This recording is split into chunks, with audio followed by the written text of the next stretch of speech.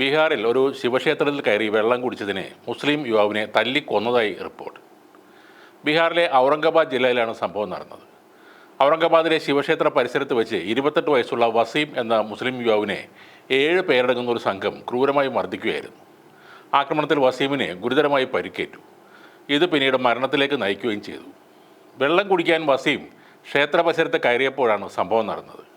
അക്രമികൾ വസീമിനെ കള്ളൻ എന്ന് വിളിച്ചുകൊണ്ട് ക്രൂരമായി മർദ്ദിക്കുകയായിരുന്നു. ഡൽഹിയിൽ ജോലി ചെയ്തിരുന്ന വസീം വാടക വീട്ടിലാണ് താമസിച്ചിരുന്നത്. ഈ ആക്രമണമുണ്ടായ ദിവസം ശിവക്ഷേത്രത്തിന് സമീപമായിരുന്നു വസീം കിടന്ന് ഉറങ്ങിയിരുന്നത്. പിന്നീട് ദാഹം തോന്നിയപ്പോൾ അയാൾ ക്ഷേത്രത്തിലേക്ക് കയറുകയായിരുന്നു.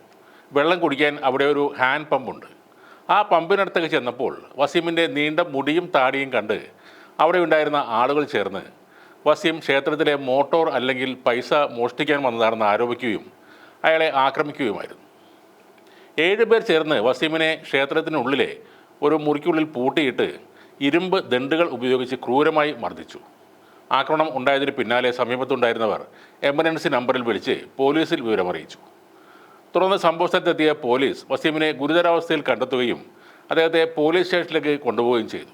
എന്നാൽ ആശുപത്രിയിൽ കൊണ്ടുപോകാതെ പോലീസ് വസീമിനെ തടങ്കലിൽ വെക്കുകയായിരുന്നു. ഭയങ്കരമായി തനിക്ക് വയറുവേദനയുണ്ടെന്ന് വസീം പറഞ്ഞതിന് പിന്നാലെ ഇയാളെ ആശുപത്രിയിൽ കൊണ്ടുപോകാൻ പോലീസ് തയ്യാറായി. അവിടെ വെച്ച് ചികിത്സ നൽകിയെങ്കിലും ആന്തരിക അവയവങ്ങൾക്കുണ്ടായ പരിക്കുകൾ മൂലം വസീം മരണപ്പെടുകയായിരുന്നു. ഭാരമുള്ള വസ്തുക്കൾ കൊണ്ട് ക്രൂരമായി മർദ്ദിച്ചതിനെ തുടർന്ന് വസീമിന് ആന്തരികമായി പരിക്കുകൾ സംഭവിച്ചിട്ടുണ്ടെന്ന് പോസ്റ്റ്മോർട്ടം റിപ്പോർട്ടിലും പറയുന്നുണ്ട്.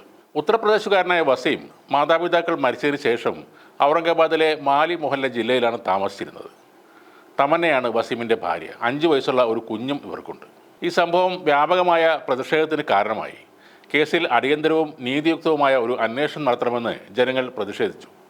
വസീമിൻ്റെ കുടുംബത്തിന് നീതിയും നഷ്ടപരിഹാരവും നൽകണമെന്ന് ഒട്ടേറെ സാമൂഹിക പ്രവർത്തകരും ആവശ്യപ്പെട്ടു. ഏറെ നാളായി നമ്മുടെ നാട്ടിൽ ഇത്തരം സംഭവങ്ങൾ വളരെ കുറവാണ്. 2021 മാർച്ച് മാസത്തിൽ ഉത്തർപ്രദേശിൽ ക്ഷേത്രത്തിൽ കയറി വെള്ളം കുടിച്ചതിന് മുസ്ലിം ബാലനെ ക്രൂരമർദ്ദനം ഏറ്റതാണ് അവസാനം നടന്ന സംഭവം. ആ സംഭവത്തിൽ ബീഹാർ സ്വദേശിയായ ശൃംഗി നന്ദൻ യാദവിനെ പോലീസ് അറസ്റ്റ് ചെയ്തിരുന്നു. നോർത്ത് ഇന്ത്യയിൽ മാത്രമല്ല ഇത്തരം സംഭവങ്ങൾ നടക്കുന്നത്. നമ്മുടെ കണ്ണൂരിലും 1 വർഷം മുമ്പ് ഒരു സംഭവം നടന്നിരുന്നു. പിന്നോക്ക ദളിത് വിദ്യാർത്ഥികൾ ക്ഷേത്രത്തിൽ കയറി അശുദ്ധമാക്കിയെന്നാരോപിച്ച് ആൾക്കൂട്ട വിചാരണ നടത്തുകയും മർദ്ദിക്കുകയും ചെയ്തിരുന്നു.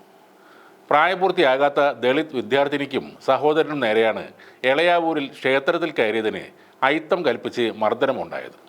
സ്ത്രീകൾ ഉൾപ്പെടെയുള്ള 50ഓളം പേരാണ് 2023 വിഷുദിനത്തിൽ ഈ കുട്ടികളെ ക്രൂരമായി മർദ്ദിച്ചത്.